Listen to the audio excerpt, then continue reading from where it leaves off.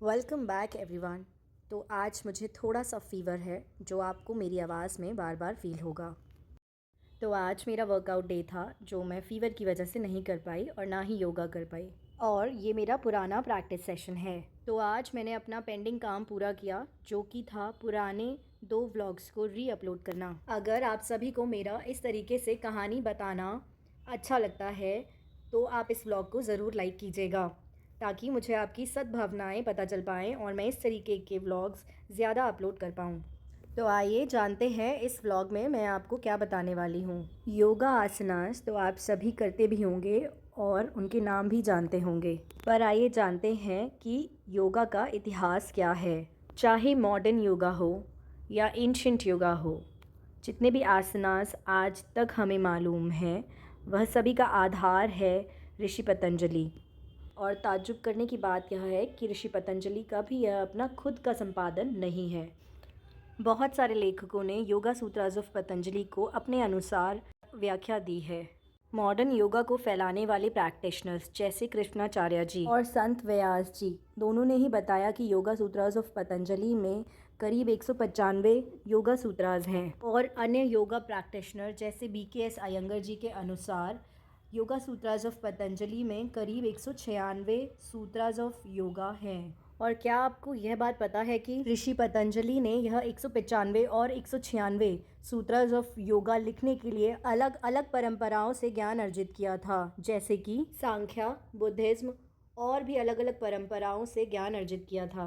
पतंजलि योगा सूत्रास भी ज़्यादा अधिक चर्चित है अष्टांग योगा के लिए। अगर आप योगा करते हैं और योगा करने की वजह आपको नहीं पता तो आप योगा करने का उतना फ़ायदा नहीं ले पाएंगे। ऋषि पतंजलि के अनुसार मॉरली डिसिप्लिन लाइफ के लिए योगा आसनास को करना चाहिए। पतंजलि योगा के 8 भाग हैं। पहला अंग है यमा, मतलब बाहरी अनुशासन, और दूसरा भाग है नियमा, ऑब्जर्वेंसेस, इसका मतलब है आंतरिक अनुशासन। और तीसरे भाग में आसनास आते हैं जिसका तात्पर्य है ध्यान लगाने के लिए बैठना। और चौथे भाग में प्राणायाम है। प्राणायाम मतलब सांस लेने की प्रक्रिया को नियंत्रण करना। और पांचवें भाग में है प्रत्याहारा, मतलब अपनी इंद्रियों को अपने वश में करना, जिससे कि आपकी इंद्रियों का ध्यान बाहरी चीज़ों पर ना भटके और आप आंतरिक तौर पर अपना ध्यान अंदर खींचें। और छठा अंग है धारणा, concentration. This is initial stage of focusing, जहाँ पर आप किसी एक ऑब्जेक्ट पर फोकस करना सीखते हैं। और धारणा के दौरान आपका मन इधर उधर भटक सकता है। और अष्टांग योगा का जो 7वां भाग है, 7th लिम्ब, वो है ध्यान, मतलब मेडिटेशन। और 8वां जो लिम्ब है, 8वां भाग है, वो है समाधि। समाधि में आप पूरी तरीके से खो जाते हैं। आपके लिए अंदर और बाहर की दुनिया सब आप एक ही पैरेलल प्लेन पर देख पाते हैं। दुनिया एक हो जाती है, means we feel oneness with the universe. इसमें आप सभी में खुद को देख पाएंगे और खुद में सभी को देख पाएंगे। यह सब जानकारी के तौर पर तो बहुत आसान लगता है, पर जब आप इसको करेंगे, 8 लिम्स को प्रैक्टिस करेंगे, एग्जीक्यूट करेंगे, तो काफ़ी जन्म भी कम पड़ जाएंगे। योगा सूत्रास को नींव माना जाता है योगा सूत्रास से जुड़ी किसी भी नॉलेज के लिए। पतंजलि सूत्रास का गोल मोक्ष प्राप्ति है। तो एक इंटरेस्टिंग फैक्ट आपको बताती हूँ। एक कल्चरल हिस्टोरियन है डेविड गॉडसन वाइट, जिन्होंने क्लेम किया कि yoga sutras of Patanjali foundational yoga practice नहीं है।